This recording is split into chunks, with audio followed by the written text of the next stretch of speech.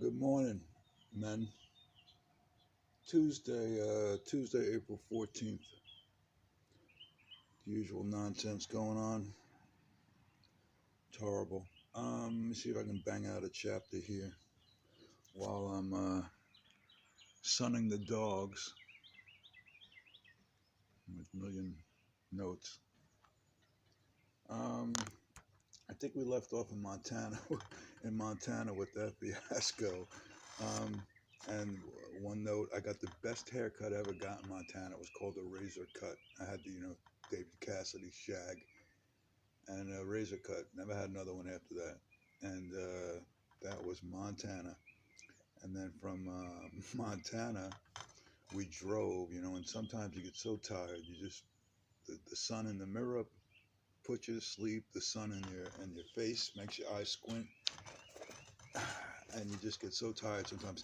Sometimes Steve used to think that getting out of the truck and running around it a few times helped. I read years later that does not help.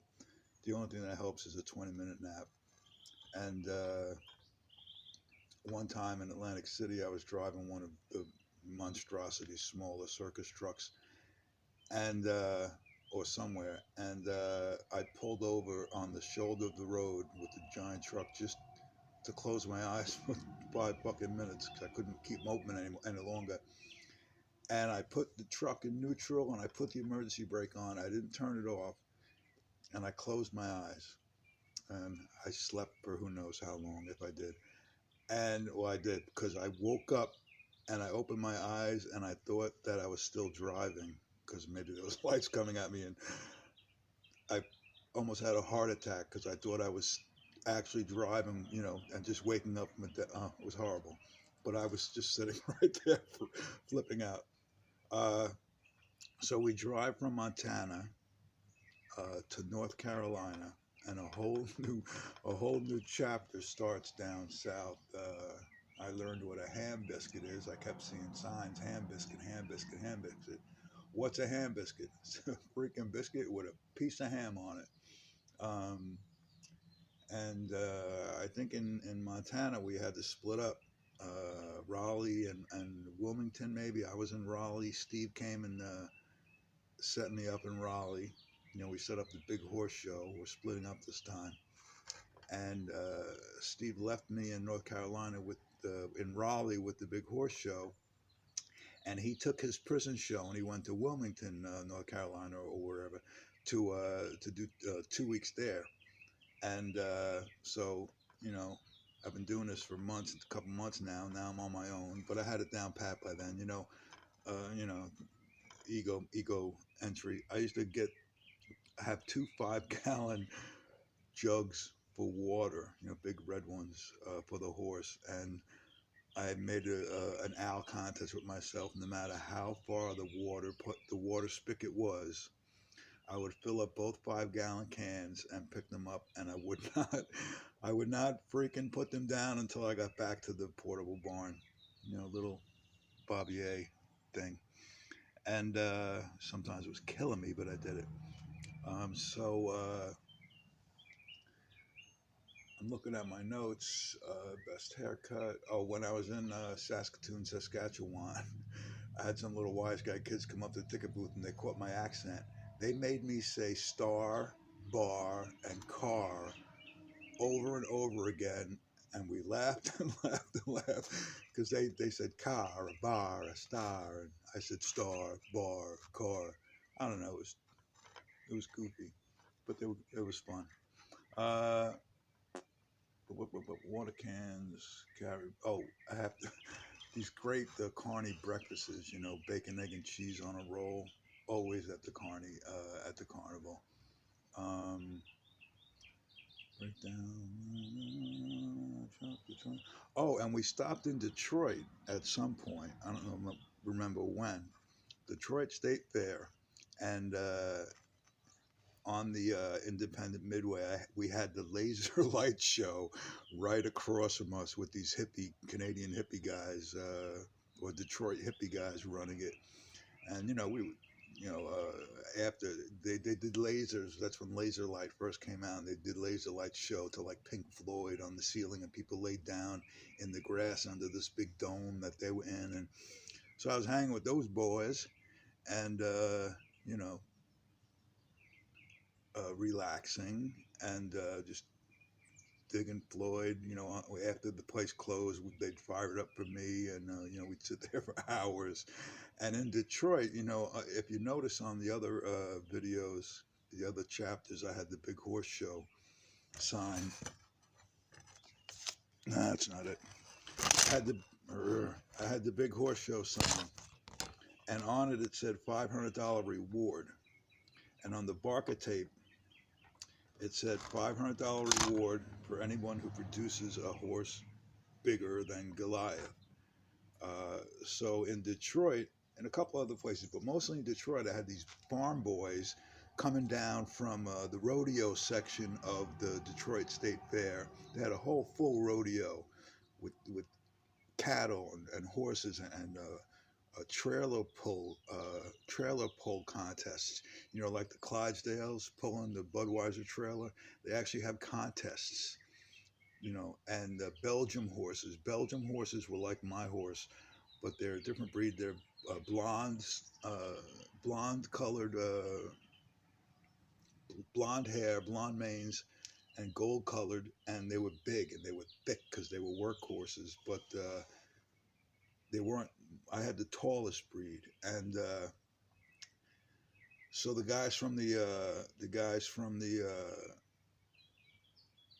rodeo section of the fair used to come up by my show and banter with me and say, "Oh, we got a bigger horse. We got a bigger horse. Yeah, that's bullshit. That's not the world's biggest horse. We got a bigger horse down in the barn. His name is Lars." Blah blah blah blah blah. So at one point, I walked down there, the next day or something, and I checked out Lars, and Lars was a working workhorse. His chest was like a couch. It hit you right in the face as soon as you walked in the barn. It was just huge. And he was tall. I'm not sure how close he was to my Goliath, but he was tall. But his chest and his size just made him seem monstrous. And so I'm like, well, we'll see. And I walked, back to my show. And then a couple of nights later, at night I would have to walk the horse. I would get him out of the barn. He just barely had enough room to turn around, getting out of the back of the cage gate in the barn to make it. Sometimes he would step on my foot. And if I wasn't in front of him to pull him, if I wasn't behind him to push him, I couldn't fucking move him. So sometimes if I didn't place my feet smartly, he would step on my foot and I'd be stuck there, because I couldn't get him to move. It was funny, not funny. So at night I would walk him. I would have to walk him up alongside of a car or a pickup truck and climb on top of the trunk of the car or the back of the pickup truck to hop up on him. That's how big he was. I didn't have a ladder for that. And so I'm walking Lars at night after the fair closes, and I'm riding him. He walks. He doesn't gallop. The only time I seen him gallop, which was really weird to see, was when we had him out for the week in Montana when he ran in the field. It was amazing. But when I walked him at night, he just walked, clip, clop, clip, clop, and unbeknownst to me, I was riding him down by the rodeo section of the fair, and all of a sudden his ears go up like a dog horse, and I'm like, "What's he hear?" And then I hear a very faint clip, clop, clip, clop, and it's getting louder and louder. And then my clip, clop, clip, clop, clip, clop, and he heard, another horse approaching us in the dark, and clip, clop, clip, clop. And I look, and it's a kid riding Lars with his other punk kids walking on the side of him. And I'm like, oh, here we go. So I pull up alongside Lars, and guess what? I'm looking down at him. I had him by one or two hands. The hand's 4 inches. So I had him by like 4 or 8 inches, looking down at him. And I was like, what now, bitch? And We are the champions. So I didn't have to cough up the $500 to give to Lars. Thanks, Lars. So, and Detroit was pretty cool. You know, one time they had the skateboard, you know, the big U-shaped skateboard wooden ramps things, and right in front of the big horse show. And so I just got to watch these guys on the skateboards for like a week or two, do all that amazing stuff that they do on the big U things back in the day, the skateboard days. Uh, Getting to North Carolina, Stevie leaves me there alone after we set up the big horse show. You know, beautiful sunshine weather. And while Stevie was there helping me set up, you know, me, him, and Natalie would put together the whole big horse show and the ticket booth, and you know, he set me up with the cash box and envelopes, you know, address to mail the money in, and blah blah blah, and a whole 9 yards. And we had enough food, had enough hay, had enough straw.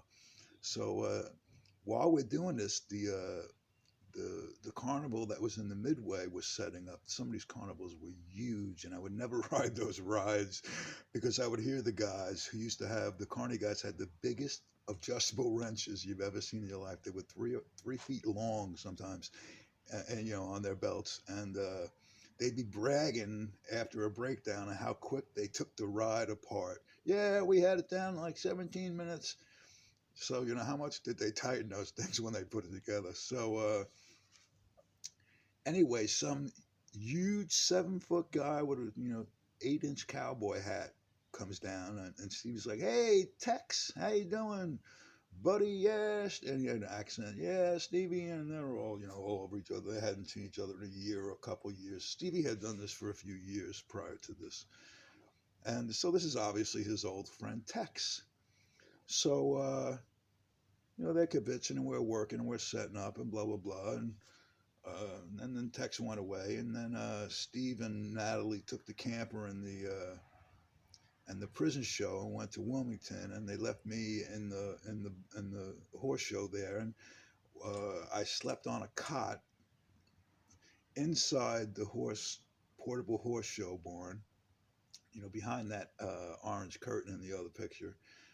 Uh, After I walked the horse, I'd bring him back in. I'd set up my cot, and I'd put the chain around the front and lock it, the flimsy front doors, and I'd sleep in there. Um, Stevie always told me never let the horse get at the feed, because if the horse eats too much at one sitting, he gets thrush in his hooves, which is really bad, or whatever, something like that.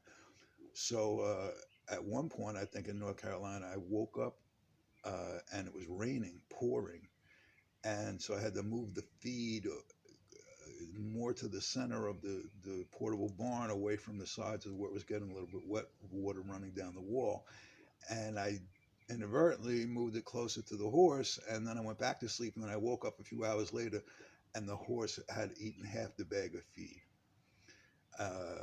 Like a dog, if they get at it, they'll just keep eating it. So I had to now I think I have to run the horse to make him sweat it out. So in the pouring rain in the middle of the night, Bobby A, I had to grab the horse, get him out, and try and run him around a big field in the pouring rain for a little bit, but he survived.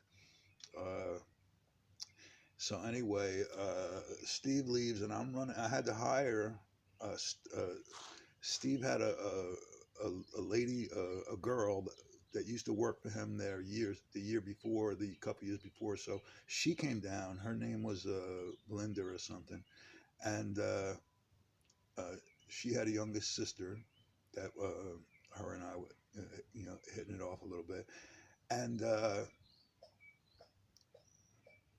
Steve leaves, and I'm running the show, and I had these, two sisters helping me, and because you got to sit there for 12 hours, you got to take breaks and stuff. Uh, at one point, Tex comes back down from the carnival,